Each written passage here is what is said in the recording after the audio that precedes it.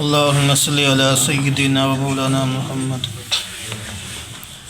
وعلى آل سيدنا ومولانا محمد وبارك وسلم وصلوا عليه۔ سورۃ البقرہ آیت نمبر 21 اور 22۔ اعوذ باللہ من الشیطان الرجیم، بسم اللہ الرحمن الرحیم۔ یا ایہا الناس اعبدوا ربکم الذی خلقکم والذین من قبلکم لعلکم تتقون الذی جعل لکم الارض فراشا والسماء بناء وانزل من السماء ماء فأخرج به من الثمرات رزقا لكم فلا تجعلوا لله اندادا وانتم تعلمون۔ یا ایھا الناس اعبدوا، اے لوگو عبادت کرو، ربکم الذی خلقکم،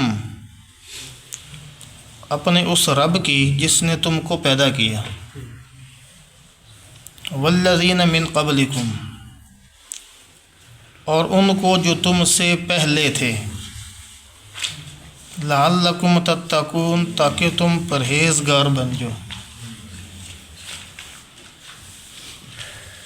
الذی جعل لکم الارض فراشا، وہ رب وہ ہے جس نے تمہارے لیے زمین کو فرش بنا دیا، بچھونا بنا دیا۔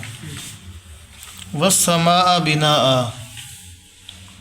اور آسمان کو چھت بنا دیا۔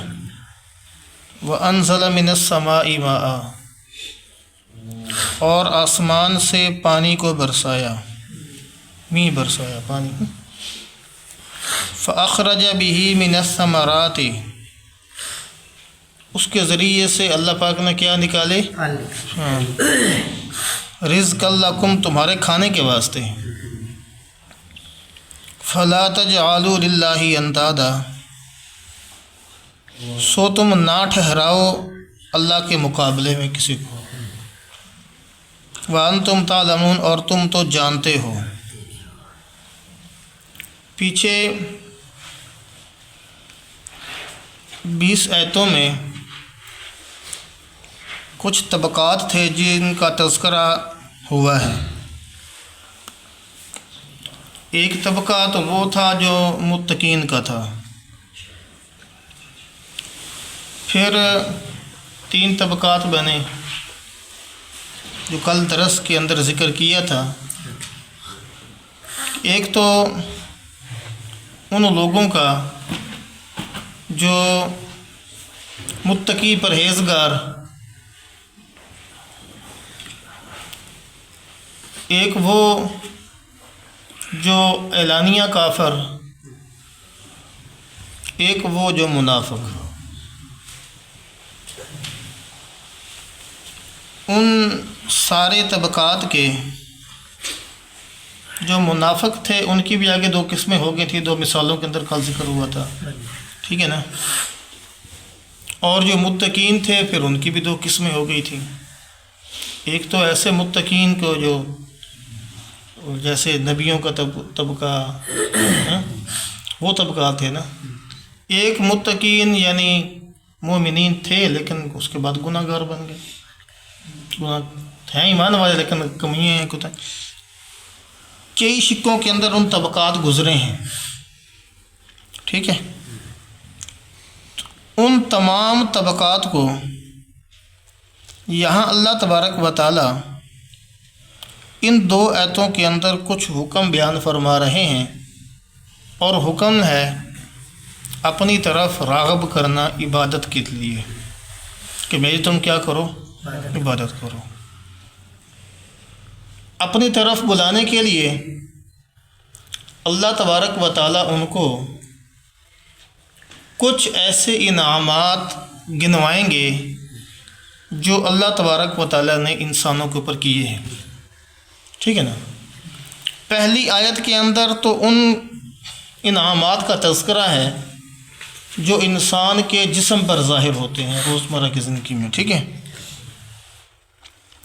اور دوسری آیت کے اندر ان انعامات کا تذکرہ ہے جو انسان کے ارد گرد ہیں. اللہ پاک نے اس کے اوپر کیا کیے ہیں؟ انعام تو کیے ہیں، لیکن ہیں اس کے ارد گرد آس پاس، دونوں کا تذکرہ ہے. سب سے پہلے ان کا تذکرہ جو انسان کے ذاتی احوال میں ہیں، اس کے ذات کے ساتھ منسلک ہیں، اس کے جسم کے ساتھ منسلک ہیں. اللہ تبارک و تعالیٰ نے فرمایا یا ایھا الناس، اے لوگو. قرآن پاک کے اندر جب اللہ تبارک و تعالیٰ نے ساری انسانیت کو، تمام لوگوں کو مخاطب کیا ہے تو وہاں الناس کا لفظ آیا ہے. یہاں سے سارے طبقات مراد ہیں، سارے گروہ مراد ہیں.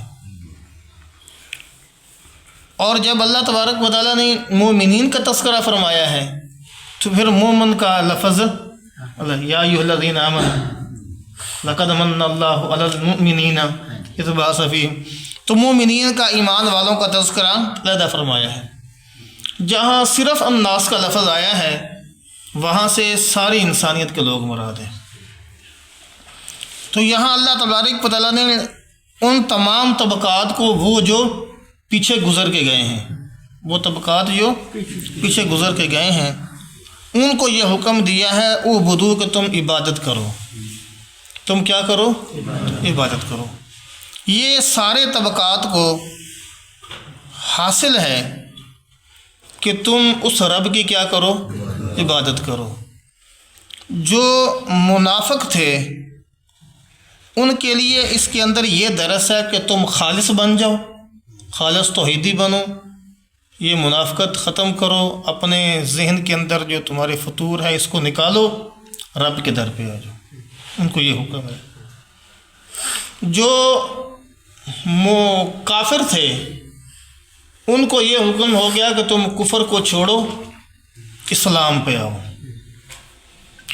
جو مومن تھے لیکن گناہ گار تھے ان کو یہ حکم ہے کہ تم اپنے گناہوں کو چھوڑو، اور جو غلطی کوتاہیاں ہیں، کمیاں ہیں، جو وقت جو ہے اللہ و لاغ کے اندر گزر رہا ہے، اس کو ترک کرو، رب کی عبادت کرو.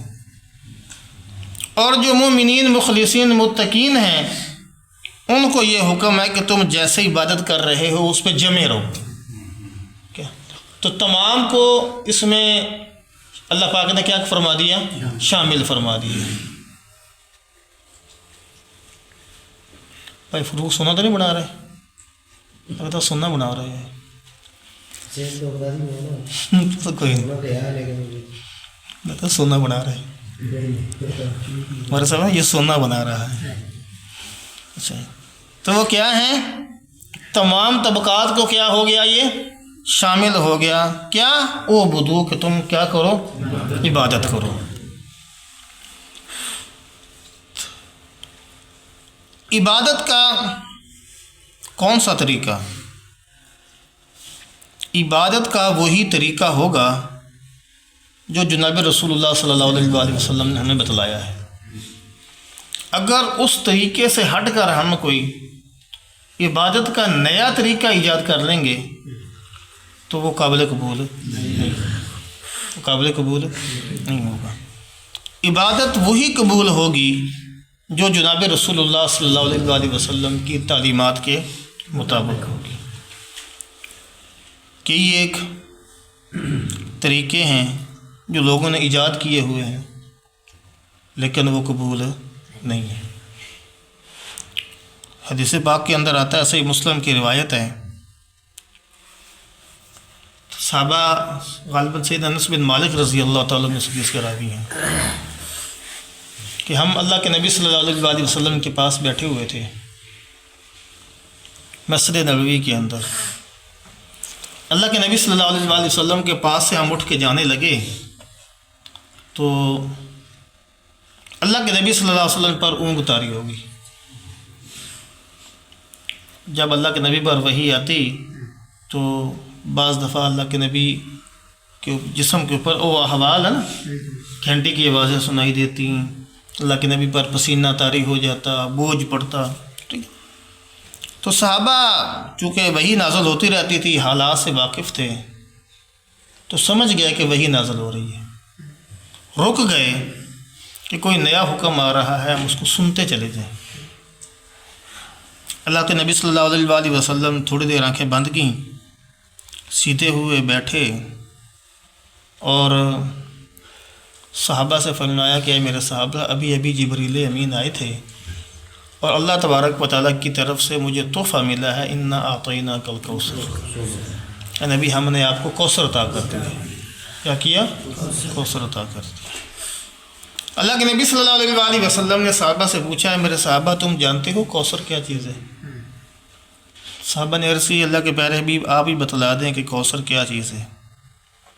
اللہ کے نبی صلی اللہ علیہ وآلہ وسلم نے فرمایا کہ کوثر جنت کے اندر ایک تالاب ہے، کل قیامت کے دن وہاں اس کے کنارے کے اوپر شیشے کے گلاس اور پیالے پڑے ہوں گے، اشارے پڑے ہوں گے، وہاں بیٹھ کر میں اپنی امت کو اپنے ہاتھوں سے پانی پلاؤں گا، حوض کوثر پر کیا کروں گا؟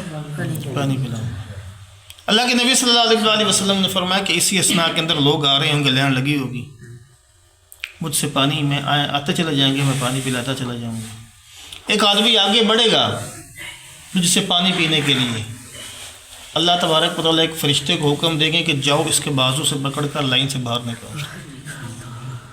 اللہ کے نبی صلی اللہ علیہ وآلہ وسلم نے فرمایا کہ میں اس وقت اپنے رب سے پوچھوں گا کہ اللہ کیا یہ بندہ میری امت میں داخل نہیں؟ آج تو اس کو میرے ہاتھوں سے پانی نہیں پینے دے رہا۔ اللہ تبارک و تعالیٰ فرمائیں گے کہ اے نبی یہ بندہ تو تمہاری امت میں داخل ہے، لیکن آج میں اسے آپ کے ہاتھوں پانی نہیں پینے دوں گا۔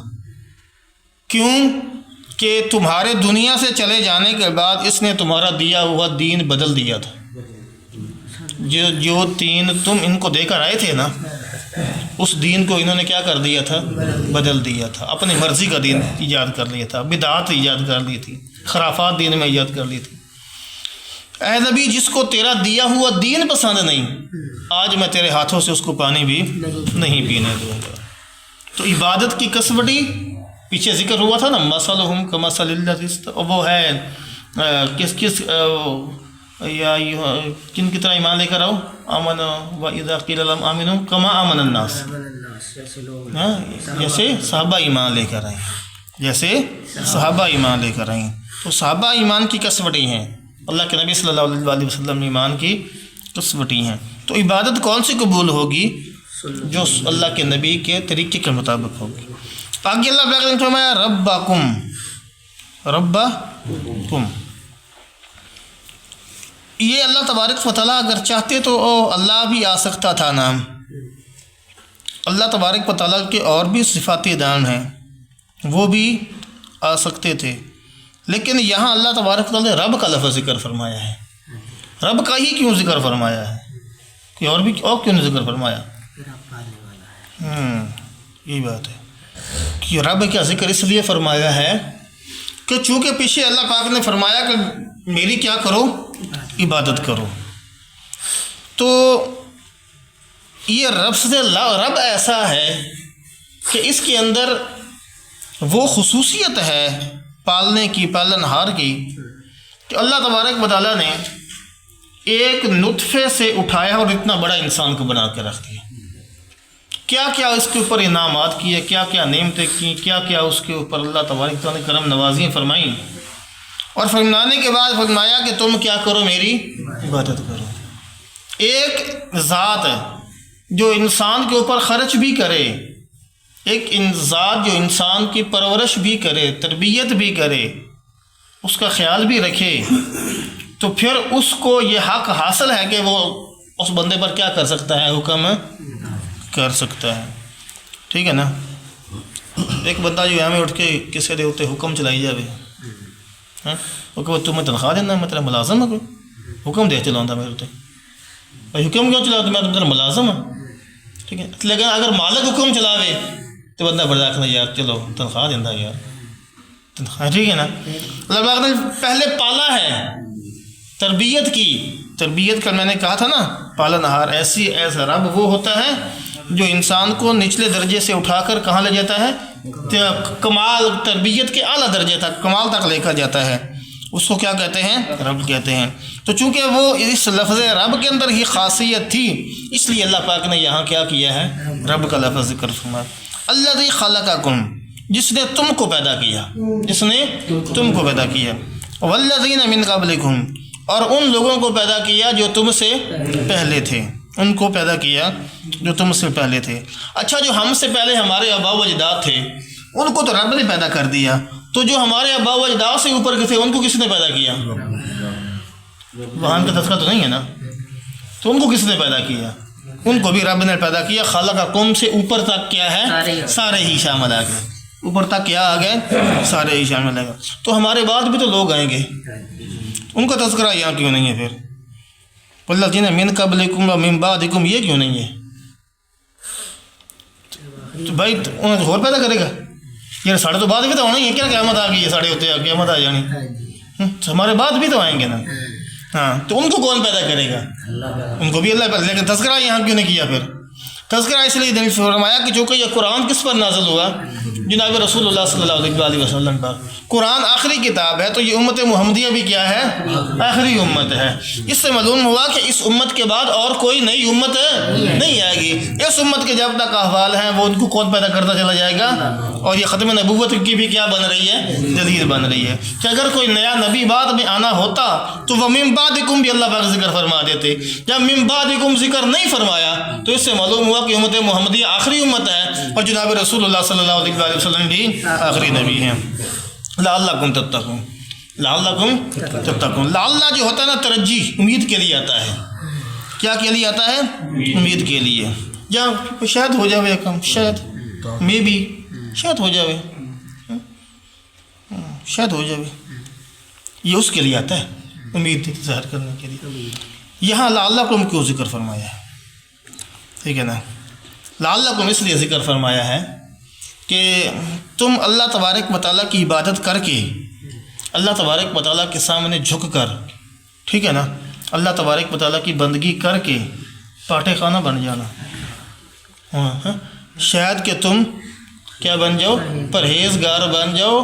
اللہ پاک فرماتے ہیں تمہارے اعمال قبول ہوں گے میری بخشش کے، میری رحمت کے ساتھ، تمہاری بخشش ہوگی میری رحمت کے ساتھ، قبول بھی میری رحمت کے ساتھ ہوں گے اور بخشش بھی میری رحمت کے ساتھ ہوگی۔ اس لیے اللہ کو فرمایا ہے انسان کو جہاں عبادت کا حکم دیا ہے وہیں انسان کے تکبر کو بھی توڑا ہے، انسان کے تکبر کو بھی توڑا ہے کہ انسان یہ نہ سمجھ لے کہ اب میں عبادت کر کے تو پکا کیا ہو چکا ہوں، پرہیزگار بن چکا ہوں اور بڑا کچھ بن گیا ہوں۔ اللہ فرماتے ہیں نظر میری رحمت کے اوپر ہی رکھنی پڑے گی، ٹھیک ہے نا، میری مرضی ہے تو میں قبول کروں گا، میری مرضی ہے تو میں بخشوں گا، لیکن اعمال یہ اس رب کی رحمت کو متوجہ کرنے کا کیا ہے؟ ذریعہ ہے۔ اعمال سے چھٹکارا نہیں ہے، اعمال ہم نے کرتے ہی رہنا ہے۔ آگے دوسری آیت ہے، ٹھیک ہے نا، الذی جعل لکم الارض فراشا، تمہارا رب وہ ہے۔ اس میں اس آیت میں بحث تو تھوڑی سی اور بھی زیادہ ہو سکتی ہے، لیکن چونکہ وہ پھر لمبا ہو جائے گا، آپ کے اتنا ہی آپ سنبھالے تو کافی ہے، ٹھیک ہے نا۔ الذی جعل لکم الارض فراشا، تمہارا رب وہ ہے جس نے تمہارے لیے زمین کو کیا کرا دیا ہے؟ بچھونا بنا دیا ہے۔ فرش تے سوتیاں پہ کنڈے لگ دے اور بستر تے سوتیاں پہ کنڈے لگ دے، اور جتنے کنڈے لگن انہوں بستر نہیں کہتے، ٹھیک ہے نا، اس سے بستر نہیں کہتے۔ جس بستر کے اوپر جا کر کیا لگیں، ہاں کانٹے ہوں، اس کو بستر نہیں کہتے، ٹھیک ہے نا۔ اللہ پاک نے فرمایا زمین تمہارے لیے بچھونا ہے، یعنی ایسا بچھونا اتنی سخت بھی نہیں ہے کہ تم اس کے اوپر چل نہ سکو، ٹھیک ہے نا، اتنا پانی بھی نہیں ہے کہ تم اس میں کیا کر جاؤ؟ پھسل جاؤ، اتنی ڈھلوان بھی نہیں ہے کہ تم اس کے اوپر پاؤں نہ ٹکا سکو۔ اللہ پاک نے ایسا تمہارے لیے بچھونا بنا دیا ہے کہ تم اس سے کیا کر سکتے ہو؟ ہر طرح کے فائدے اٹھا سکتے ہو، ٹھیک ہے نا، ہر طرح کے کیا کر سکتے ہو؟ فائدے ہو۔ والسماء بناء، اور اس نے آسمان کو تمہارے لیے کیا بنا دیا ہے؟ چھت بنا دیا ہے۔ تو آسمان ہمارے اوپر کیا آتا ہے؟ نظر آتا ہے، ٹھیک ہے نا، وہ آسمان نظر آتا ہے۔ وانزل من السماء ماء، اور اتارا آسمان سے پانی۔ پانی تو آسمان سے آتا ہے کہ بادلوں سے آتا ہے؟ کیا بادلوں سے؟ آپ پتہ نہیں کہ بارش بادلوں سے آتی ہے؟ بارش کہاں سے آتی ہے؟ بادلوں سے آتی ہے، اور بادل جو ہیں وہ کہاں ہیں؟ آسمان کے نیچے ہیں، بادل آسمان کے نیچے ہیں، اور اللہ پاک بارش کس سے برساتا ہے؟ بادلوں کے ذریعے سے۔ لیکن یہاں کہہ دیا ہے کہ وہ اللہ نے آسمان سے پانی نازل کیا، اوپر کی چیز کو آسمان کہتے ہیں، اوپر جو اوپر سے چیز نیچے آتی ہے نا اس کو کیا کہتے ہیں؟ سما ہی کہتے ہیں اوپر سے. اور دوسرا یہ کہ آسمان سے فیصلے ہوتے ہیں. آسمان سے اللہ کیا کرتے ہیں؟ فیصلے فرماتے ہیں. ٹھیک ہے نا. یہ بعض دفعہ سائنس والے بتلاتے ہیں موسمیات والے آج اتنے فیصد بارش ہے، آج اتنے فیصد بارش ہے. جب 85% امید ہوتی ہے کہ آج بارش آئے گی قطرہ بھی نہیں آتا. جب 3% امید ہوتی ہے کہ بارش آئے گی وہ نہیں ہوتی، رکتی نہیں. ٹھیک ہے نا. آج کوئی چانس نہیں ہے، اس دن بارش آ جاتی ہے. تو فیصلے کہاں سے ہوتے ہیں؟ آسمان سے ہوتے ہیں، آسمان بھی ہوتے ہیں. فَأَخْرَجَ بِهِ مِنَ الثَّمَرَاتِ رِزْقًا، پھر اللہ پاک نے تمہارے لیے اس زمین سے کیا نکالے ہیں؟ زمین سے اور اس پانی کے ذریعے سے کیا نکالا ہے؟ پھل. حقیقت کے اندر یہ ہر چیز کو اگانے والی ذات کون سی ہے؟ ہاں. وَأَنزَلْنَا مِنَ السَّمَاءِ مَاءً، ہم نے آسمان سے کیا کیا ہے؟ پانی نازل کیا ہے. فَأَنبَتْنَا بِهِ حَدَائِقَ ذَاتَ بَهْجَةٍ، کھیتیاں اگائی ہیں. اللہ پاک نے پھل بنائے ہیں. اللہ پاک نے یہ ساری چیزیں اللہ پاک نے کیا بنائی ہیں؟ ہمارے فائدے کے لیے بنائی ہیں. تو انسان کا کام کیا ہے؟ انسان کا کام صرف یہ ہے کہ محنت مزدوری کرنا، جتنا اللہ پاک نے اس کو کیا بنایا ہے؟ حکم دیا ہے. یہاں 4 باتیں ذکر ہوئی ہیں. کیا بنائی ہیں؟ 4 باتیں ذکر ہوئی ہیں. ان میں جو پہلی 3 باتیں ہیں نا، اس میں تو انسان کا کوئی کمال ہے ہی کوئی نہیں.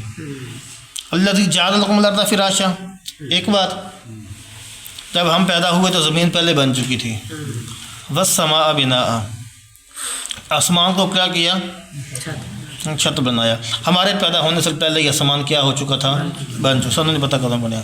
وانزل من السماء ماء، اور تیسری بات اللہ پاک کیا فرماتا ہے کہ ہم نے آسمان سے کیا کیا؟ پانی اتارا ہے. آسمان سے کیا کیا؟ ہاں، پانی اتارا ہے. ٹھیک ہے. تو یہ بھی کس کے اختیار میں ہے؟ اللہ کے اختیار. یہ تیسری بات جو ہے نا، چوتھی بات، فَأَخْرَجَ بِهِ مِنَ الثَّمَرَاتِ رِزْقًا لَكُمْ، اس میں انسان کا تھوڑا بہت کیا ہے؟ دخل ہے. اس میں انسان کا تھوڑا بہت دخل ہے. اور وہ دخل بھی اللہ تبارک و تعالیٰ نے انسان کے ذمہ لگایا ہے کہ تم اپنی کیا کرو؟ تھوڑی سی محنت کرو. باقی اس کے اندر بھی زیادہ تر کمال جو ہوتا ہے وہ کس کا ہوتا ہے؟ اللہ تبارک و تعالیٰ کا ہی ہوتا ہے. ہم تو زمین کے اندر کیا دانہ پھینک کے آ جاتے ہیں. اب دانے سے جو کومپل نکلتی ہے وہ کتنی باریک ہوتی ہے، لیکن زمین کے دانہ جو ہوتا ہے وہ 2-2, 3-3 انچ زمین کے نیچے چلا جاتا ہے بعض دفعہ، اور وہاں سے بھی کومپل کیا آ جاتی ہے، کتنی باریک نرم و نازک کومپل ہوتی ہے، اور وہ زمین کو پھاڑ کر کیا آ جاتی ہے؟ باہر آ جاتی ہے. پھر دانے کے اندر ایک جگہ ہوتی ہے، دانے سے کومپل اسی حصے سے باہر نکلتی ہوتی ہے. کدی تسی دیکھا کہ گندم تھلے نو جاندی بھی ہوگی، کپاس ابھی تھلے ہی جا رہے ہوگے. ٹھیک ہے نا. لیکن وہ اوپر کو ہی آتی ہے. کہاں ہوتی ہے؟ آتی اوپر کو ہی ہے. حالانکہ نیچے بھی زمین ہے، ادھر بھی زمین ہے، ادھر بھی زمین ہے، ہر طرف زمین ہے، لیکن اس نے آنا کہاں ہے؟ اوپر کو ہی ہے. روایات کے اندر آتا ہے کہ جب ہم تو پھینک کے آ جاتے ہیں نا، ہم تو پھینک کے آ جاتے ہیں بیج، اللہ پاک فرشتوں کی ڈیوٹی لگاتا ہے کہ جاؤ ایک ایک دانے کو سیدھا کر کے آؤ، ایک ایک دانے کو سیدھا کر. آسمان سے جب پانی برستا ہے، لکھا ہے کتابوں کے اندر، اتنا اس کے اندر جتنی اوپر سے زوردار بارش آتی ہے انسان کے سر میں لگے گولی کا کام کر جائے. لیکن اللہ پاک ہر بارش کی ہر قطرے کے ساتھ فرشتے کو بھیجتے ہیں کہ جاؤ حفاظت کے ساتھ نیچے رکھ کے. ٹھیک ہے نا. یہ ہم اپنا کام کم کرتے ہیں، اللہ پاک ہماری کھیتوں میں فرشتوں سے کام زیادہ کرواتے ہیں. ٹھیک ہے نا. پھر اللہ پاک کا کرم ہے کہ اس نے اپنے لیے حصہ کم رکھا ہے اور ہمارے لیے زیادہ رکھا ہے. آپ کیا کہتا ہے؟ مجھے 10واں حصہ اور وہ بھی میرے غریب بندوں میں تقسیم کر دو، اور 9 حصے اپنے گھر لے جاؤ. ٹھیک ہے نا. 19 حصے اپنے گھر لے جاؤ اور 20واں حصہ میرے نام کے اوپر کیا کر دو؟ خرچ کر دو. حالانکہ کام سارا کون کر رہا ہے؟ اللہ تبارک و تعالیٰ کر رہے ہیں. ہم تو تھوڑا بہت کرتے ہیں نا، زیادہ کام اللہ تبارک و تعالیٰ فرشتوں سے کرواتے ہیں. ٹھیک ہے نا. من الثمرات، پھل اگائے، رزق لکم، جو تمہارے لیے کیا بنتے ہیں؟ فلا تجعلوا للہ اندادا، تم نہ ٹھہراؤ اللہ کے مقابل. انداد یہ ند کی جمع ہے، ند کہتے ہیں مقابلے کو. ٹھیک ہے نا. شریک، اللہ تبارک و تعالیٰ کا تم شریک نہ ٹھہراؤ. اللہ پاک فرماتے ہیں انسان، یہ ساری تیرے اوپر میں نے نعمتیں کی ہیں، اتنے کرم نوازی کی ہے، اتنے تیرے اوپر احسانات کیے ہیں، اور یہ ساری میری تو نعمتیں کھاتا ہے، اور کھانے کے بعد پھر غیروں کے سامنے جھکتا ہے. کھاتا میرا ہے، خیال تیرا میں کرتا ہوں، ضروریات تیری میں پوری کرتا ہوں، اور تو جھکتا کس کے سامنے ہے؟ غیروں کے سامنے جا کے رہے. ٹھیک ہے نا. یہ کہنے کو تو صرف ایک الفاظ ہی ہیں لیکن اس کے اندر حقیقت بہت بڑی ہے. ٹھیک ہے نا. یہ عقیدہ توحید جو ہے نا یہ صرف ایک عقیدہ نہیں ہے، یہ مکمل ضابطہ حیات ہے. عقیدہ توحید میں مکمل ضابطہ حیات ہے. ٹھیک ہے نا. یہ اس کو قرآن کا ثلث ایسے نہیں ہے. قرآن کا ثلث 3 عقیدے بڑے ہیں نا، عقیدہ توحید، عقیدہ رسالت اور عقیدہ معاد، مرنے کے بعد اتنا. ٹھیک ہے نا. انسان کا عقیدہ توحید ہی ٹھیک ہو جائے تو انسان کی زندگی کا رخ بدل جاتا ہے. تو اس لیے اللہ تعالیٰ نے فرمایا کہ سارے تیرے اوپر میں نے احسانات کیے ہیں، تیری ضروریات پوری کی ہیں. فلا تجعلوا للہ اندادا، لہٰذا میں تمہیں حکم دیتا ہوں کہ اللہ کا پھر کسی کو شریک بھی نہ بنا.